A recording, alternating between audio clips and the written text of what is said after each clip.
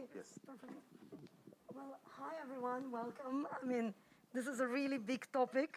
I'm excited that Paul invited me to moderate this. Thank you to my amazing panelists. It will be a really interesting conversation. So I guess we'll start with introductions. Those three panelists don't really need an introduction. Everyone in PropTech and real estate know them in Hong Kong. But I would like to ask each of you just briefly introduce yourself. What do you do? Okay. Andrew, let's start with you. Let me start. It's really a pleasure to be out again, talking to people, meeting at panels. I'm Andrew Yang. I head the innovation initiative at Sino Group. We're a major developer in Hong Kong. So I head up the innovation functions to explore PropTech, and we explore beyond PropTech, many other forms of technology for adoption, for deployment, and also for investment purposes. And last couple of years has been an opportunity for us to use a lot of this technology in the midst of pandemic to reach out to the community. And I think that really has done a lot for us. And really, PropTech has led the way for us to take us through the journey and not being defeated by the pandemic, but really take us through a new generation of businesses. Hello. Hello, everyone. So I'm Paul. I run the technology shared service center for the whole New World Group. In the past year, we centralized all the IT offering or capability in one shop so that we can serve the property development, the healthcare, the education, and infrastructure, etc., across our conglomerate. At the same time, we also run another innovation group, which is known as Eureka Nova. So that help to bridge the so-called Titan with the startups. So that's what I do. Thanks. Hi, I'm Damien Wu from Chinachem. So I am the Chief Investment Officer of CCG Investments, and as well as the Director of Business Transformation and Innovation for Chinachem Group. So my mandate is actually twofold. So I'm supposed to leverage technology to help enhance the competitiveness of our existing businesses. And at the same time, I'm also mandated to look for new business models and new revenue stream for the group. Thank you. Thank you. So I guess let's dive into it straight away. First, innovation versus technology. We talked about it in our preparation call. So could you please describe what does innovation mean to you? Is it integrating new tech? Is it integrating new business models? Is innovation and tech, do they go together, sometimes divergent? So maybe again, start with Andrew. What does innovation mean to you? Okay, I think the typical notion of innovation is technology or IT, information technology. But really, I think technology and even information technology only forms one element of what we look at in the innovation journey. I think the innovation is a journey of thinking differently, of looking at new ways of doing business in the midst of challenges. But technology and way of doing things are a tool for enable us to do something different, to do something otherwise that we cannot do. So for me, innovation could be using old technology, but in a new way. It's like, old wine, new bottle. But could also be new way of looking at things. And as I said earlier on, I think the pandemic really gave us a lot of opportunity to re-look at how we do things and what matters. But I think the essential element when we look at innovation, we need to bring in customer and business dimension. And without those, the innovation journey cannot be proceeded with. And for me, innovation is the totality of looking at things differently. Thank you. Paul, maybe you're next. So there are a lot of innovative technologies around, but then when we define innovation in our group, we are very focused on production deployment. And in order to move something from a prototype or a pilot into something running in all our shopping malls, our property, that solution has to be able to create significant impact on our bottom line, not just creating a positive ROI or just some PR noise. Because our environment is getting really tough now. So the interest rate is rising and there are a lot of challenge in China. So in order to allocate some time and resources to facilitate innovations. Those need to be very significant in terms of impact. Secondly, they has to be scalable. As the title suggests, our conglomerates are usually very big. So if a solution is cannot be scaled up, it will be very challenging for us to operate down the road. Last but not least is compliance. I have seen a lot of crypto startups and all that, which trying to integrate with our operation. That could be challenging, especially when we have a lot of China exposure and all that. So compliance and also on data privacy, those are very important area, which when we consider innovation, we have to think through. Yeah. Damien? Yeah, I totally agree with Andrea and Paul in that innovation to us means it's more about what we do, why we do, rather than how we do things. So take an example of my own division. We started off when I was first hired, the division name was actually called Digital Transformation. But then very soon, the first thing we transformed was our own division. We changed it to business transformation and innovation rather than digital, because digital really just the means to the end rather than the end itself. So, all along, I've been reminding the team that if you try to automate something that's stupid, you're really just killing yourself faster. Nothing more than that. So, to us, innovation really is about thinking what we are doing now, what we should be doing, why we want to do that, and then the how naturally comes along. And it seems that, and Paul alluded to it now, that during the tough times, where it was during COVID, or we're still in it, or rising interest rate environment, kind of this uncertainty, it's very important to innovate, and it's not just the tech aspect, but it's the business model aspect, and how you get everyone in the organization sort of behind the new drive. So we'll hone a little bit on the technology. PropTech has been a buzzword for a number of years, a bit of a PR, as Paul mentioned. But the big question is what works and what doesn't work, which tech is implemented and, in fact, really make a significant impact. So few questions on this point. Could you please share with us what are you looking for when evaluating a new technology to incorporate in your portfolio? Maybe we'll start with Damien first. Sure. Well, for us, I guess, as Paul pointed out earlier, now there are two perspectives. For me, I would look at it both from the user point of view as well as the investor point of view. Right? From investor point of view, especially, scalability is the most important thing. So there are actually a lot of startups in Hong Kong in PropTech. They offer good technologies that are quite useful, but I think they probably also still need to work a bit harder on the scalability side of things. So that's important. From a user point of view, again, we find a lot of very interesting technologies. And we have actually done a lot of pilots with different companies. Unfortunately, some of these actually fall short of becoming production solutions, because while they are like quote unquote innovative, but I guess they haven't thought through the whole use case. So a lot of times, for example, one example was we've been looking for a facade or outer wall washing robot, and there are a lot of solutions out there. Unfortunately, as of today, we haven't been able to find one that can really do the job quote unquote perfectly. And unfortunately, without doing it perfectly, the end result would be that after the robot washes it, the human still needs to use a gondola and go through the whole process one more time. However, we're seeing some hobby in that.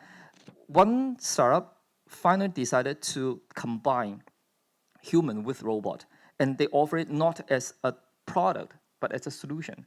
And I think that's a brilliant idea. So I guess from a user point of view, we actually encourage more of this type of thinking from the shoe of the end user and try to solve the whole problem, not just throw us with a piece of technology. So hopefully we see more and more of these, and that will be very helpful. Thank you, and I'll get back to some points that you mentioned in a moment and a few follow-up questions. So Paul, Sure. your take? So maybe I can give some examples on what works and what doesn't. Back to my earlier point that you need to create significant impact on our bottom line, right? So, for example, we have AI chatbot in our shopping mall. Does that mean if we have a chatbot, you can fire all the concierge? Then no one will stamp your ticket for parking, right? So at the end of the day, there's no cost saving. Another example would be like there are a lot of IoT innovations that said we can reduce power bill, the electricity. We fully support ESG, okay? But if you're just looking at the ROI, just all those IoT, the meters and all that will cost far more than the electricity you save, especially when this is not scalable, right? Because every shopping mall, every property, we need to deploy that. That means we also need subsequent maintenance. We need a huge team across the whole country to support all the projects in order to make sure they work. So all these when you think about production deployment, these are all the barriers for them to scale up. How to make those work would be something like if you have a solution which is on-prem, if you can convert that to cloud native, if you can make it a SaaS as a software as a service offering, that will be much easier for us to scale up. Or we have seen air condition control software, which does not rely on IoTs and all that, which is much more easy for us. Or you may have IoT ESG solution that link to our green certificate. So like LEED or BEAM Plus or other certificate. Then it will facilitate us to get green financing. Then it will have a much bigger impact on our bottom line than just helping us to save the power bill. Although they are the same solution, but the business case is different. So I think this may shed some light on. Yeah, just share the same philosophy as the other two panelists. I think one thing for us to look at is a lot of tech startups feel that it's a tech-driven initiative. They think my tech meets the criteria, but what they do not fail to understand is the operational dimension, that as an operator, how we look at it. For example, this thing works beautifully. For example, what if something fails at 11:45 p.m. on a Saturday midnight, and our hotel customer is crying for out? Who is going to deal with that? Our hotel people may not have so they have to bring up somebody, but somebody is obviously either partying or, somewhere. So how do you deal with those? Now, these are the sort of things that another aspect we've been dealing with during COVID is a lot of people come to us with technology that you spray and you can kill the virus, etc. But what if our cleaners go on and wipe the glazing every day? Does it kicks it off? Does it wipes it off? So the sustainability, scalability, the customer dimension part, I think a lot of tech staff needs to understand. That's what from an operator perspective. But on the other hand, I think it is a journey for a lot of tech startups that they need to understand the business needs, the customer needs, the operators needs. So as I said earlier on, innovation journey is about business process. Technology often is one element. So if you solve the technology element, you also need to solve the operational element. That's when adoption by major developers will take place. But I guess not always at loss, because it is a journey, as Paul was saying about the IoT stuff as well. Standalone is difficult to support, but as more and more comes on, and we'll be looking at overarching platforms that can embrace different solution coming through. Now, those will eventually enable a more stable environment that we can fit in individual elements. So I think it is a journey for the whole community. And it sounds like for all what you're saying, that the PropTech startup who comes to you to be successful, to have a successful pilot, needs to have cutting-edge tech that helps you, but also really needs to understand how the real estate companies actually operate. What is the cost structure? Because in the end of the day, and we talked about it, real estate business is driven by NOI. It's driven by the bottom line. If you as a technology startup, and this is for the startups in the room and who are listening, if you cannot justify your technology by saying, well, we can be accretive to the bottom line, you look at it and kind of say, well, it's not for me. Yeah, exactly. And for us, ROI is a very important feature. Not just apart from return on investment and cost cutting, but value proposition. Let me cite one example. Somebody came to us with a technology that's they can feed in all of these air conditioning grills, and there's a excellent technology can trap the viruses and say, give you clean environment. But the problem is the virus is trapped there. We have to get somebody to clean it. But that means increasing our maintenance cost of, instead of cleaning it every a month, probably every week we could get somebody could take it off and clean it up. But you add more costs. But at the end of the day, the value proposition is not there. So although the technology itself is good on paper, but the actual value to the business environment is not as proficient as it should be. So I think a balance needs to be taken in looking at that. I also want to supplement upon not just ROI. In my role, I find that a lot of times we can do a lot of things with positive ROI, but cannot move the needle because we are too big. So if we spend like 2 million and save 3 million, it doesn't worth the time of the management and the team to give it priority. So as a startup, you probably need to think like, what's the impact you can create if we scale up the solution? Yeah. So, and I think Damien mentioned one solution that you would love to have, the robot who can clean the windows in a skyscraper. What in the perfect world, which solutions right now you would like to see that will solve a particular pain point on which you would say, right, I'm interested in evaluating that, which maybe is not even created yet. So ideas for startups in the room.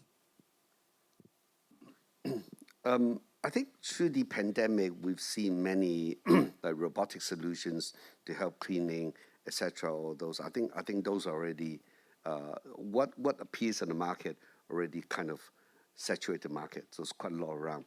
The kind of things we are really looking at right now is forward-looking, is into the ESG, the carbon reduction side. And I think that for us, hopefully fingers crossed, we'll right past this pandemic and this COVID thing will be over or become a lot easier to bear with. But we do looking forward. And I think the forward challenge is about energy conservation. It's about carbon reduction. And I think for us, those are our major focus right now is what will make us different in the future. 3-4 years down the road, we're looking at those technology. We need to start looking at those technology lead today. Paul, anything to add? Yeah, for us, technology used to be able to break through boundaries within a company. So we used to create workflow that go across departments and all that. But we are now having more and more new boundaries. As a conglomerate, we have a lot of different business units, right? We have a hotel, we have properties and hospital and all that. So, but the data protection, data privacy laws are getting tighter and tighter, both in Hong Kong and China. So how can we break through these boundaries and share data across business unit is one big challenge. How to break through the boundary between Hong Kong and GBA is also a big challenge. So they also have very tight PIPL and all that. So would something like federated learning or distributed ledger, those could help us to facilitate data exchange. Those are something we are very looking forward to. So. I guess the question was what technology would like to look for the most right now. There are actually a lot. I would say the whole real estate industry is a greenfield. There are a lot of things that are still done manually. So there are a lot of things we're looking for. One thing I keep saying is toilet washing, toilet cleaning. If anyone can give me a solution kit that works, you will see the check right away. But I guess it will be a bit more time before we can actually see a solution that can fully do toilet cleaning, right? And I guess that goes back to the point of when it's going to be a journey.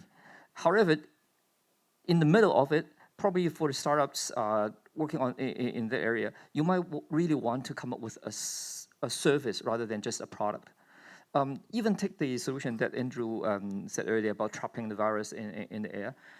We're not saying that it's not important, because the fact that you can trap virus there means the virus is there and you do want to trap it, right? But then if the startup can probably think one more step and come up with a way to somehow clean it, or I don't know, somehow destroy the virus rather than just keeping it there and asking the human to climb up and clean it, that makes a huge difference. So toilet cleaning, again, I don't think in the next even 2-3 years we can see a humanoid that can really do that toilet cleaning work. But there should be partial solutions. As long as you can come up with a surface that wraps around it, I think it will work. So we really look forward to that kind of solutions. Thank you. So again, great ideas for the startups in the room who are thinking. And I think that to summarize this point, as an investor in PropTech, I see time and time again, it can be a brilliant tech and the IP is great, but the creators didn't really think how to actually scale and sell it into real estate. And on the other hand, I've seen some PropTech startups coming from the real estate industry, but I haven't quite thought about exactly what Damien was saying, that next step or the technology, or whether the technology is so unique that you would say, right, this is something I want to spend on incorporating in my portfolio. So with that, to the next kind of part of my questioning about investment. And Damien touched upon that already. You all have incubators within your companies. So would love to hear a little bit more about a bit of description of your incubator, but also how does it help you identify the solution? What have you learned? So maybe Andrew, start with you. Right. Okay. So as part of our platform, the Sino Lab, we work with different startups, and one of our process is not just straight jump into investment. The notion of investment straight away is we try to work with them through a POC or somehow, because for us looking at investment in a startup, I mean, technology is one element, but the team is very important, and the mentality of the team to be able to work with us as a investor, because we're not just a financial investor, we're probably an investor as a user as well. So the ability to work with other people, and as Paul also said, scalability is very important, because a lot of techs are good ideas, singular dimensions, but can you amplify into 10 times, 100 times, 10,000 times without servicing, then it is very difficult. So for tech, we're very careful and cautious in investing in tech startups. But one of the key things we look at is people, for me, is one of the more important features than the technology alone, because you can actually acquire technology. If you invest in a startup, they don't have the technology. Is you can acquire technology if you have the money. But having the right people that can pull things together is very, very difficult. So people are much, like Hong Kong's challenge right now is retaining talent, bringing new talent into Hong Kong. Talent remains the biggest asset of a startup, apart from the technology. Of course, technology is also very important, but scalability and the ability to kind of manage that is very important for us. Yeah. So just to echo what Andrew said, people are the most important asset of any startup, right? And one aspect is that classify a good startup is the business development capability of the team. Not that they are very good in doing sales pitch and all that, but the ability to articulate the value they can create in with their solution for us, which is very important. And also whether they have partners that can help them scale up, not just the solution itself, but if we need ongoing support all over China, for example, do you have a partner that can help you to do that? Otherwise, I cannot do it one by one, right, and deploy it throughout 10 years. The third character is flexibility. Our program runs like this. We usually do some due diligence and then select solutions. And then when we think that this is an interesting solution, we will try to find a business unit to let them do a pilot. And during the pilot, we will have a lot of feedback. We sometimes change the whole game plan. For example, Rise Robotic, you see them running around K11, right? Initially, they are not designed to clean up the air, right? Nowadays, they add the spray and then they start to spray all these antiseptics. And those are just because it just happened that our shopping mall has COVID case, and then we need something to do, partly to do the job, partly also to create some confidence with our customer and all that. So they need to be flexible enough to do that. And as far as I remember, they can remodel their robot in 7 days, in a week to do this. So that is something we are looking for, the flexibility. We may change because of the environment, the requirement will change. The solution need to adapt quickly to our situation.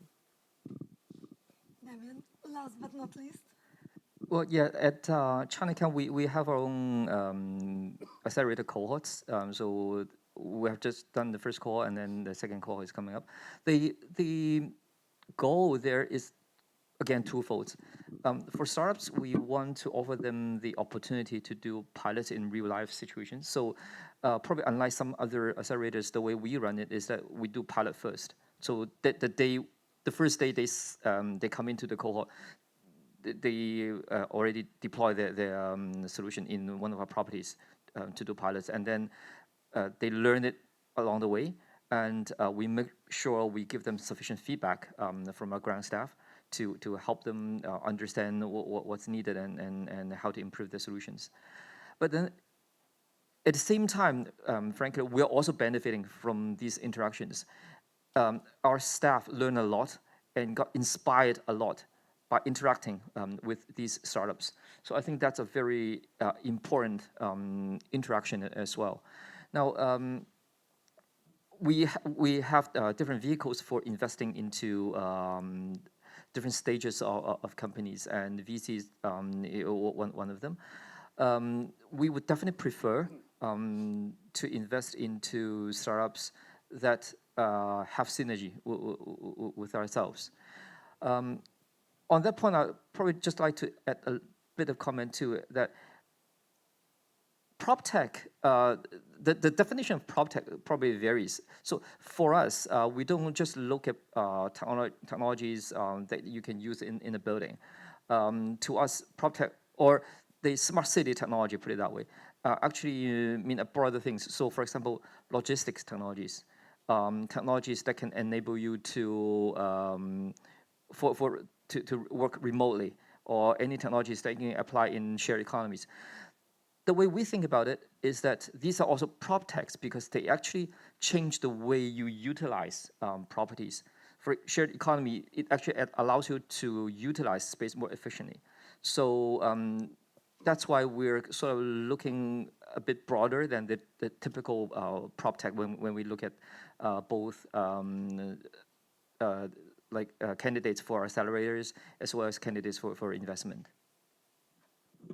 So, and I guess a follow-up question on that, if you could name an example of a success story from those incubators, company which went through the process of a pilot and managed to actually get through the doors so they can, either be invested by you or you started using their product, and either a name or a theme that you really liked.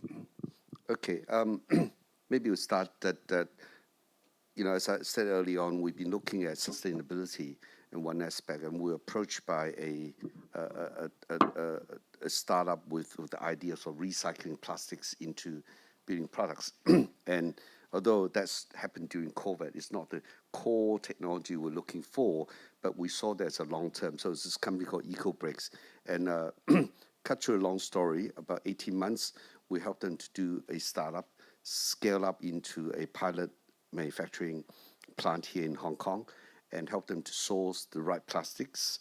And we're helping them with long-term plan to be able to have sustainable plastic source they can come and clean and make the product. So which is quite a good example of something from a conceptual ideas into now a sustainable operation in the process of being scaled up. And it's a company called EcoBricks, and they use about up to 40% waste unsorted plastics into a single paver. And we just like the amount of waste reduction that's going into landfill, getting rid of plastics, but the amount of carbon saving we can achieve through comparing to a normal brick. And the best part of it is cost neutral to to other bricks that we buy. So for a developer, we don't need to pay more for it, but we're doing a lot more for community. So that's a fine example. But in that process, it's a kind of we need to work with the entrepreneurial, and we had a very fruitful process of getting through that process, and it works. Paul, any examples? Yeah. So we also did invest in a lot of ESG related startups. We have been recycling plastic to make umbrella for K11, for example, and all that. But Rise still is my favorite because they changed so much for us. And when we reopen museum after the COVID case and clean up, they actually programmed them to dance for us. So to attract the people back to the shopping mall. So I guess that is a good example. We also have a lot of analytic and AI investments, and especially when the market is having a tough time in our perspective. So all these analytics help us to serve our customer better. Recently, especially after PIPL comes out, there are a lot of changes on the solutions algorithm in order to stay compliant. So that also reflects my earlier point that startup need to be very flexible. Although the like facial recognition, etc., were their core competence, now they have to remove all of them. How they can still function without all the core functions, that is also a quality that we expect from the startups. Damien? Sure. On investment, I guess, actually, I want to mention something too about investment. There's a mystery that if a PropTech startup gets invested by one of these quote-unquote titans, it's actually a curse because that other titans won't want to use it. And I just want to clarify that it's totally not true. So one of our favorite products actually comes from Andrew's portfolio company, Entertainer. So it's a battery service that is huge container-sized battery that you use at the construction site to replace diesel generators. The other one is Rise Robotics. I think we were the first hotel to use Rise to do the delivery, and it's invested by New World. So yeah, I am really happy to see this kind of sharing and collaboration, and we really look forward to doing more. And for us, another example of our investee is Dash. It's a co-living company, and again, although we invested in them, they collaborate with a lot of other landlords on different projects. So I think this is a very healthy sign of how the industry collaborates to groom these startups. This is an amazing point, and actually I wanted to ask that exactly. So thank you for preponing my question. But I think it's really important for our industry, especially for Hong Kong, to realize that this is a very collaborative process. And it's all ties to a point that you all raised, which is scale, right? If a technology company only works with one developer, there is very big limitation to how much they can scale, and hence evolve and develop. So it's kind of one goes together with other. So on Rise, if I can ask you one question, because Rise has been on the minds of many people. I'm looking to invest in the next round. But a question on Rise, because you mentioned pandemic, right? Do you see use case for Rise after sort of the pandemic becomes an endemic and we don't need maybe as much cleaning? I mean, I can see clear benefit for Rise Robotics going forward, especially in the big market, which is Japan. But how do you look at this? How do you look at utilization of Rise robots, kind of when we look at maybe 2-3 years post-pandemic? First of all, I don't think the pandemic will go away that soon. I'm hopeful. Endemic to endemic. And as we are continuing to open the city, I hope, then we will definitely need something like this around. Yeah. Yeah, I think robotics solutions in general are it will be very helpful. And as Paul mentioned earlier, these products they sort of remodel and evolve along the way. So, for example, we recently just acquired elderly home service provider in Hong Kong, and we already see a lot of use cases where robots can be very helpful. Now, today, probably there aren't that many suitable solutions yet, but solutions like Rise can definitely evolve to fill that role. So we're very hopeful to that. Yeah, like to share the same notion too. Pandemic is not going to go away. I mean, it will be with us, and it will be just part of our life. But I think what the pandemic has done is bring along some challenges to an operating environment, and we have to live with it. When we live with it, that changes our behavior, and that become a norm in how we deal with the future, because the customers are used to that. So the use of robotics was accelerated during the pandemic. But what I think the purpose has done, it shows the owners that the value it can bring is to supplement some of the existing people. So we still can have cleaner toilets, but we might have a robot help to, pre-clean the toilet and clean up most of it.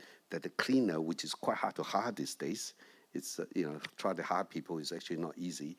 But the limited human capability can do the final touch of the cleaning. So I think that change of behavior around where robotic tools, so robots like Rise and other robots. I mean, for example, recently we launched the Fullerton Hotel. Those of you, it's one of the best hotel around at Ocean Park. I mean, do feel to go and take a look. It's a wonderful. Awesome robots. Also robots. I was there last weekend. Well, I mean, it was like we were trying to introduce, and then we'll just say later on. But then when we started operation, we're probably hiring people to help serve the cafe, the cafeteria, cleaning dishes. You just cannot hire enough people. And suddenly the robot being around was like, the robot is about a third of a human cost just to hire, just to lease a robot, and that runs continuously, and it really helps. So the value really comes out when the situation rises for it. But when the restaurant is not so full, then you may not see the full value. But when the business is going very well, we suddenly see the full value. So another example is we are embracing robotic use to help check in when the check-in counters are all full. Everybody is buzzing in before the summer ends. Then we need additional people to help check in. We can use a robot to do something. So I think it's an example of how technology will evolve with us as we walk this journey. COVID or no COVID, it has changed our behavior. Fascinating, and I can attest the audience, the robots in the cafe work perfectly. Again, I was there at lunch. It was very busy, and you could see clearly the value. It worked really well. So with that, it's actually a perfect segue to a bit of a different topic, which is people. So as we discussed on the prep call, innovation is not just about technology, but about the skill set required. So I guess my first question on that, could you please share your observations on what skills you're looking for when hiring new members of your respective teams, and how easy or difficult it is to find candidates with those skills? So maybe again, start with Damien. Sure. Well, actually, one of my best hires to this day is actually someone who studied Chinese literature and Chinese history in university.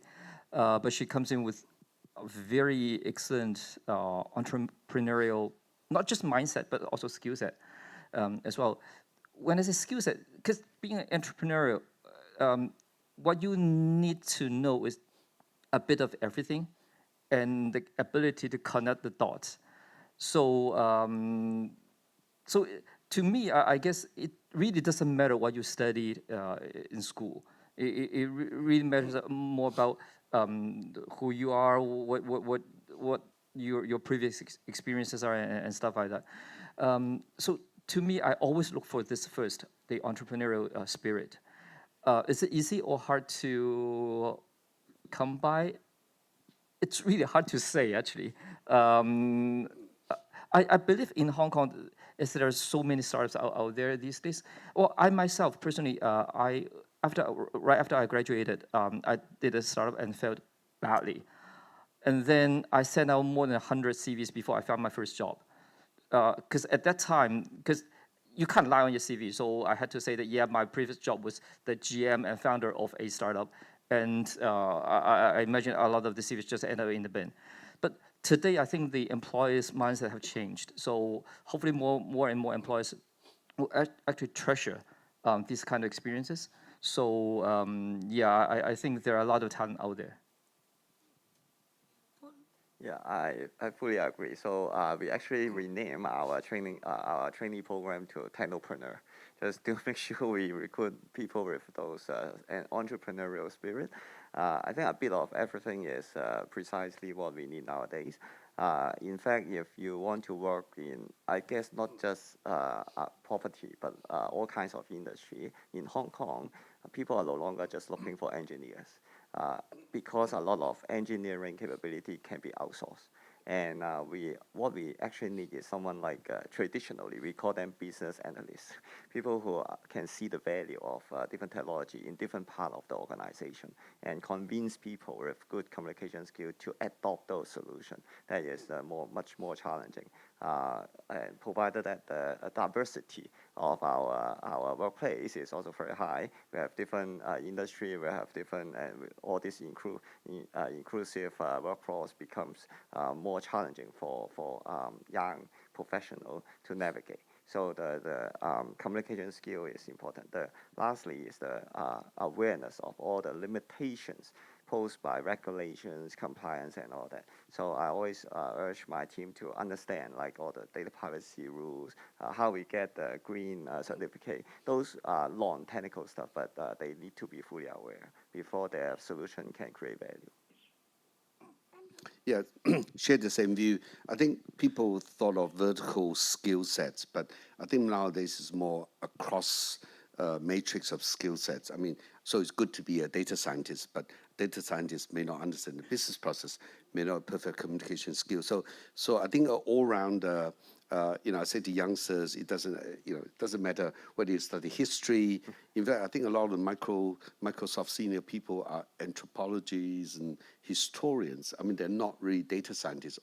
So I think the skill set of the modern world is the ability to embrace and ability to open up and see things differently. I think that's probably, when I coach a lot of younger people, I said to them, just being open up my mindset. Don't think you're always right, but being able to see things differently and see from other people's dimension. I think that's a kind of skill set that the schools or university do not teach as much. But as Damien said, you gain those when you fail in a startup. And actually failing, I still remember going to Israel and saw a sign saying, we fail to learn, But instead, we fail to learn, we fail, to learn. Because when you fail, you learn and you go on. And I think that's very important among youngsters, and especially I think through the last 3 years, Hong Kong gone through a difficult period. For young people, I said to them, don't think you don't have a hope. You do have a hope if you are willing to try and do not give up on yourself. So being open-minded. So when we look at, of course, skill sets is very important, certain vertical skill sets, but broad-mindedness, talent, but they're actually quite hard to come by. So again, we all have the issue of, when you hire people, you want to look for key characteristics in people. I guess, it's hard to believe, but we're almost out of time. So I apologize, we won't have time for questions from the audience, but parting words, and you touched upon this, Andrew. So Hong Kong has been through several tough years, but we'll hope that Hong Kong can persevere and grow and come out even stronger from those challenges. So how do you see the role of innovation and technology in that rise of Hong Kong? Maybe we'll start with Paul first. So I want to pick up one point Damien mentioned earlier. I always feel that Hong Kong is small. So in order to create a competitive advantage for Hong Kong, the ecosystem need to collaborate more and more closely so that we can create something at scale. Not just because of the economies of scale, but also, for example, like something like OpenBeam or OpenGIS, we need a standard so that all the startups can contribute effectively. Otherwise, if they work for one Titan, then they cannot work for another. So that will limit the growth of all these solutions. There are also other, like green procurement. If we have a standard, we have let's say a database of all the suppliers, that will be very useful for everyone. So I believe more collaboration is something we really should look for. Damien? I guess innovate yourself first, the biggest startup is yourself, oneself. So start from yourself. Don't be limited by what you've done so far. Look forward to what you want to do, and then set a plan to do it step by step. And yeah, I think I think innovation, and there's a national strategy of China in using innovation to lead the country, and Hong Kong, I think, is riding on that bandwidth. And I think innovation for our sectors, for Hong Kong property sectors, innovation will remain the key to take the whole industry forward. I mean, there may be verticals like in ESG and carbon neutrality, etc. But I think certainly innovation is the key to that journey of enabling us to walk through. Thank you so much. I mean, Paul, Damien, Andrew, I couldn't have a better panel. Paul, thank you for inviting us. This was great. Thank you so much. Thank you. And thank you very much to Ariel as well. If you would like to stand for a photograph.